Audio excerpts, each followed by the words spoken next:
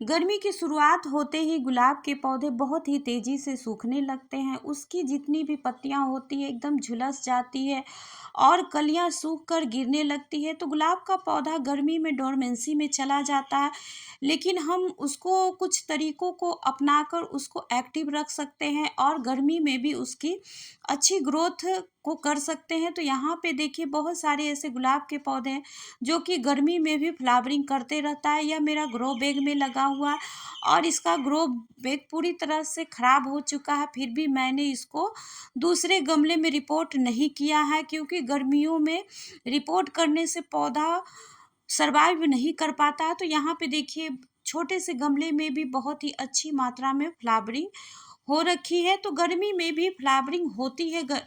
गुलाब में ऐसा नहीं है, बस कलियां कम आती है और फ्लावर का साइज थोड़ा छोटा होता है।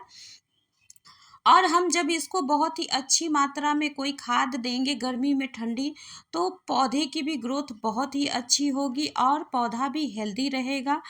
तो उसके लिए हमें कोई बाहर से महंगी खाद खरीदने की ज़रूरत नहीं है। हमारे घर में ही बहुत ही आसानी से अवेलेबल होने वाले चीज़ों को जब हम अपने पौधों में डालते हैं, तो उसकी मिट्टी भी हेल्दी बनी रहती है और पौधा भी बहुत ही अच्छी तरह से ग्रो करता रहता है। तो यहाँ पे देखिए मेरे पौधे में जितने भी फूल थे पूरी तरह से सूख गए हैं और यहाँ पे देखिए यह मेरा गुलाब का पौधा 90% तक सूख चुका था। तो यहाँ पे मैंने इसको मोमबत्ती से सील कर दिया, उसके बाद नीचे से इसकी नई ग्रोथ शुरू हो चुकी है। तो इस तरह से आप भी अपने पौधों को बचा सकते हैं और यहाँ पे देखिए इन सभी में नई नई ब्रांचें भी आनी शुरू हो चुकी है। तो इस तरीके से यहाँ पे मैंने कुछ कटिंग को लगा रखा है, तो कटिंग भी पूरी तरह से तैयार हो चुकी है, लेकिन मैं अभी इसको रिपोर्ट नहीं करने वाली हूँ, क्योंकि कटिंग नहीं होने की वजह से गर्मी में झेल नहीं पाएगी और सूख जाएगी। तो गुलाब के साथ यह पहला काम करना है कि जितने भी उसमें फूल आते हैं उसको हटा देना है। तो इस तरीके से जब हम इन फूलों को हटा देते हैं तो पौधे की एनर्जी बच जाती है, नहीं तो पौधा पूरी तरह से फूल सूख जाता है, उसके बाद नई ब्रांचों को निकालता है।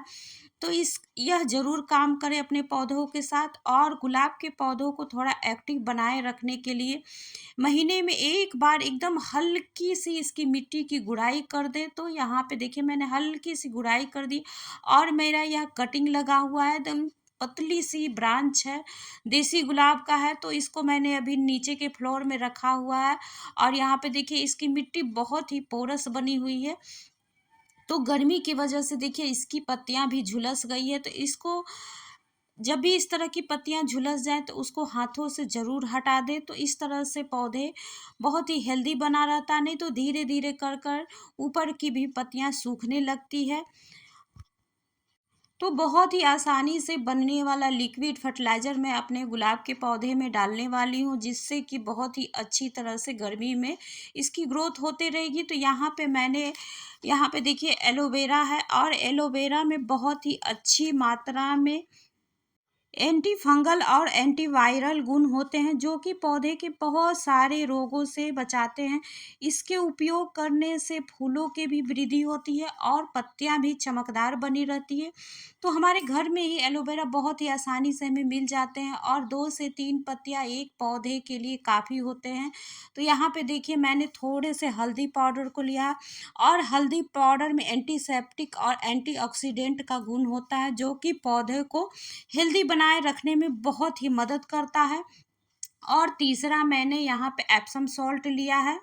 तो एप्सम सॉल्ट में बहुत ही अच्छी मात्रा में मैग्नीशियम और सल्फेट होता है, जो कि पौधे को तो हेल्दी बनाए ही रखता है और इसकी वजह से पत्तियों को भी बहुत ही अच्छी मात्रा में हेल्दी बनाए रखता है। तो इन सभी को जब मिलाकर हम बहुत ही पावरफुल खाद अपने पौधों को देंगे तो उनकी ग्रोथ बहुत ही अच्छी होगी। और इस तरीके को देखिए बनाना बहुत ही आसान है, जो कि हमारे घर में ही अवेलेबल हो जाते हैं। तो इसको पानी में मैंने डाइल्यूट करके मिला दिया है और यहाँ पे देखिए गुलाब वाले पौधे में जितनी आपकी कंटेनर की साइज हो उस हिसाब से इसको आप शाम के समय पानी दें। तो इस तरह से पौधे पूरी गर्मियाँ में बहुत ही अच्छी तरीके से ग्रो करते रहेगी। और आप सभी का बहुत बहुत धन्यवाद।